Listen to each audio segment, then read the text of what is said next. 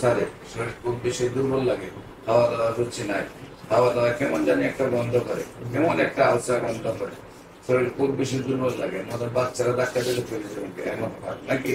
আর ব্যথা আছে পর্যন্ত নাকি? সবসময় ব্যথা আছে, মুখ থেকে লালা আসে, খাওয়া দাওয়া রুচি, কিন্তু বাথরুম ক্লিয়ার হয় না। এই তো যা বলছি, এর বাইরে আর কি আছে বাবা? এর বাইরে আর কি আছে? যা বলছি এর বাইরে কিছু আছে?